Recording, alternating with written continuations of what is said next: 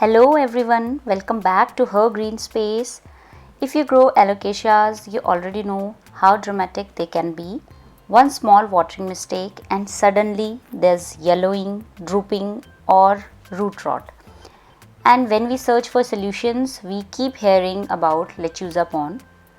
But here in India, Pon is simply not available.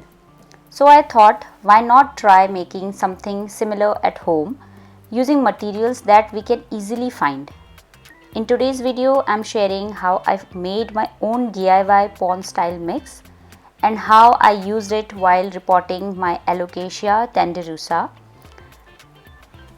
I'll also share a few different mix options so you can choose what suits your plants and what you already have.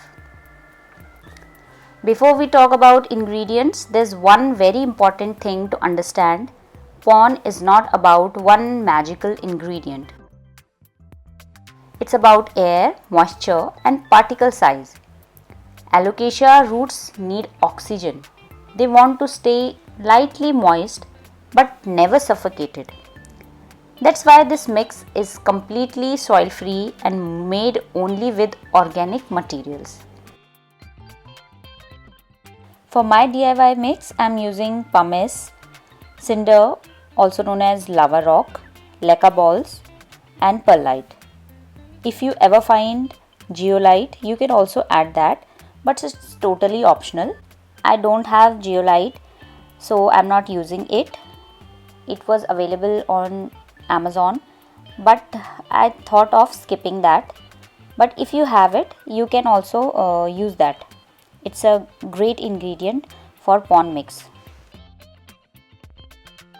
Now let's talk about a very important step, crushing LECA. Regular LECA balls are quite big. If we use them directly, roots don't get enough contact with the medium. So I take dry LECA balls, put them inside a cloth or a bag and gently crush them with a hammer or stone, not into powder, just into smaller rough chunks.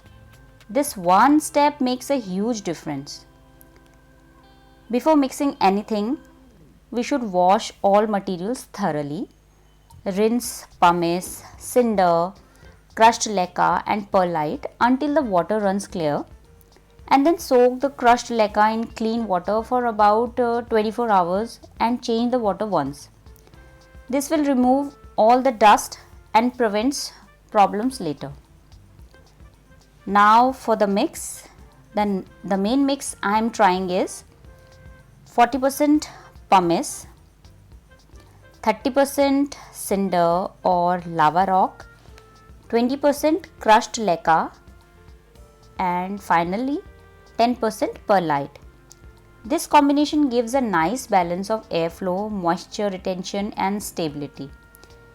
If you don't have cinder, you can simply use 50% pumice, 30% crushed LECA and 20% perlite.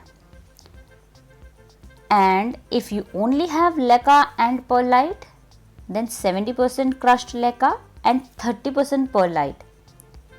It's simple and still effective.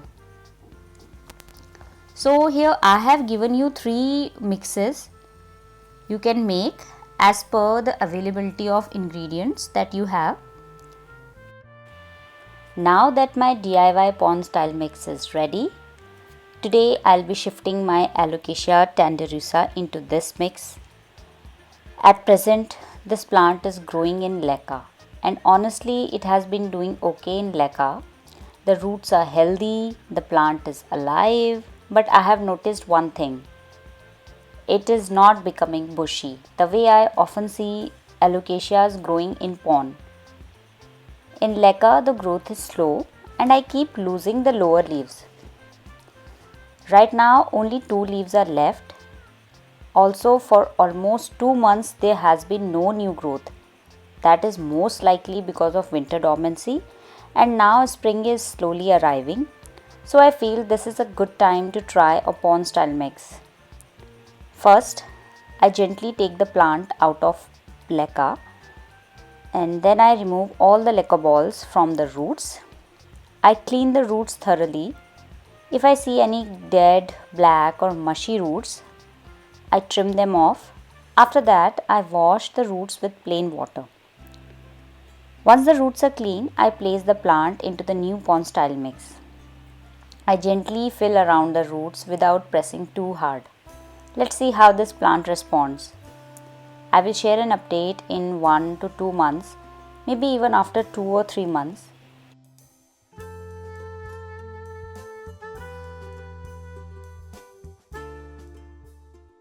I'm really curious to see if this helps with bushier growth and better leaf retention.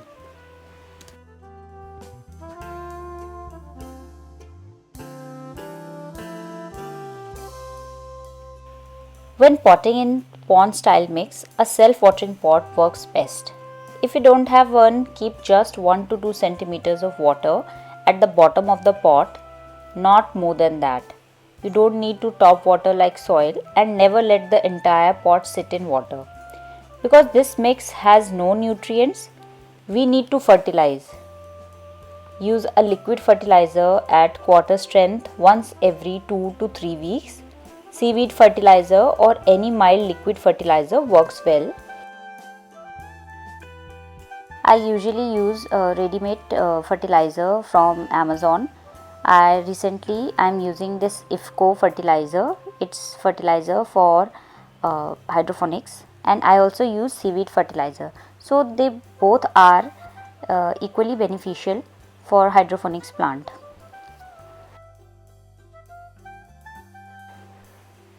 I want to be honest with you.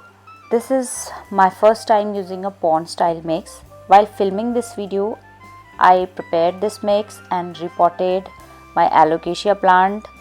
So this is a new experiment for me, and I'll be observing how the plant responds. I'll definitely share updates with you about root growth and overall health. If you struggle with alocasia in soil or deal with frequent root rot, this DIY Pon-style mix is something worth trying. Thank you so much for spending your time with me today. If you found this video helpful, please like, share and subscribe to Her Green Space, and tell me in the comments which alocasia are you growing at home. Thank you for watching. Bye bye. Happy gardening.